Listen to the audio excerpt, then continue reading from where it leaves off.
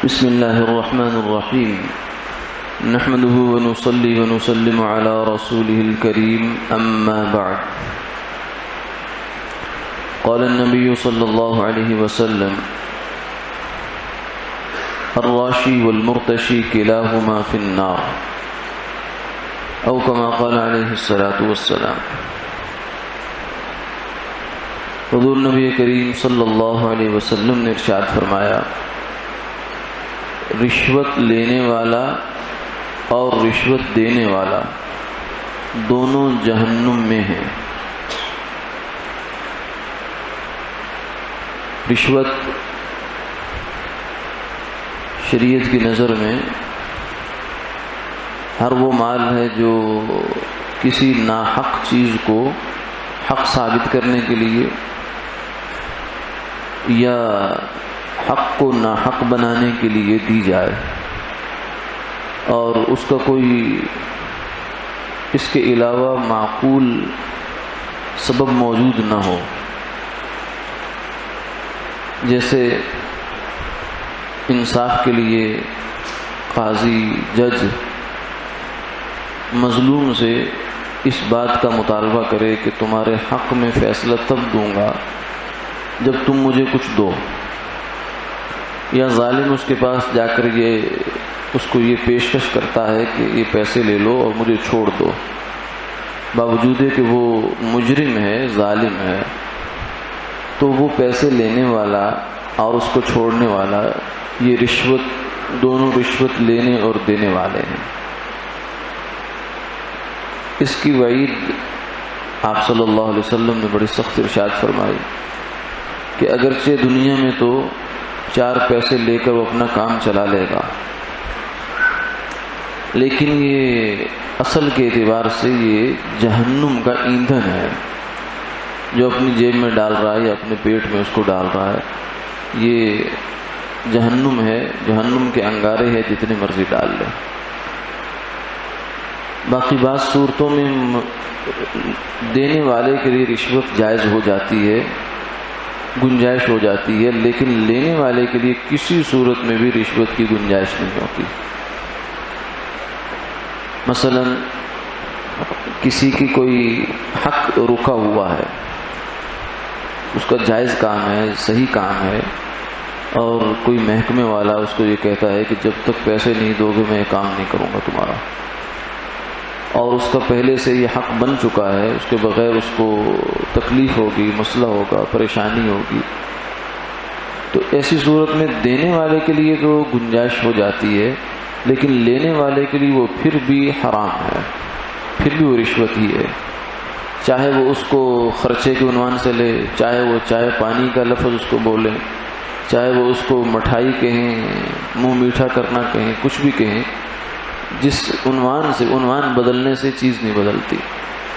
اگر حرام کو، خنزیر کے گوشت کو آپ بکری کا عنوان دے دیں، گائے کا عنوان دے دیں، یا اور کوئی بڑا اچھا عنوان دے دیں، خوشنما دیدہ زیب عنوان دے دیں، تو اس سے اس کی حقیقت نہیں بدل جاتی، حقیقت اس کی وہی ہے اور وہی رہتی ہے۔ تو یہ اس وقت ہمارے معاشرے میں رشوت کی بڑی بہتات ہو گئی ہے، اللہ تعالیٰ حفاظت فرمائے۔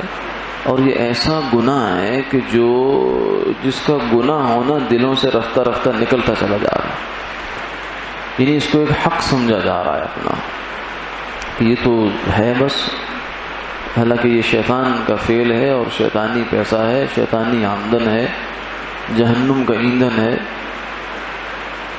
اس کی کئی ساری صورتیں اس وقت معاشرے میں رائج ہیں، ایک تو عدلیہ وغیرہ میں یا پولیس میں یہ تو ہوتی ہیں، باقی اس کے علاوہ اور بہت سی جگہوں پر یہ سلسلے چل رہے ہیں کہ لوگ اپنے مال بکوانے کے لیے، اپنے آپ کو پہلے نمبر پر لانے کے لیے، اپنے آپ کو پہلی فہرست میں شامل کرنے کے لیے پیسہ دیتے ہیں، رشوت دیتے ہیں۔ اسی طریقے سے میڈیکل ریپ میں ڈاکٹروں کو ہدیے دیے جاتے ہیں، اس بات کے ہدیے دیے جاتے ہیں کہ یہ ہماری دوائی آپ نے لکھ لی ہے، تو مریض کو چاہے ضرورت ہے یا نہیں ہے، وہ اس کو وہ دوائی لکھ دیتا ہے، چاہے میرٹ پر بھی لکھے، چونکہ ڈاکٹر پہلے سے اس نسخے کے پیسے لے چکا ہے. اگر سرکاری ڈاکٹر ہے تو تنخواہ لے چکا ہے، اگر پرائیویٹ ہے تو وہ فیس لے چکا ہے. اس کے علاوہ اس نسخے کو تجویز کرنے پر وہ زائد پیسے نہیں لے سکتا. یہ زائد پیسے لینا اس کی طرف سے رشوت ہے، رشوت وصول کر رہا ہے وہ، اس بات کی کہ میں فلاں تمہاری کمپنی کی دوائی لکھوں گا اور اس کے نتیجے میں مجھے کوئی اے سی ملے گا، کوئی فریج مل جائے گا، کوئی ویزا مل جائے گا، کوئی ٹور مل جائے گا.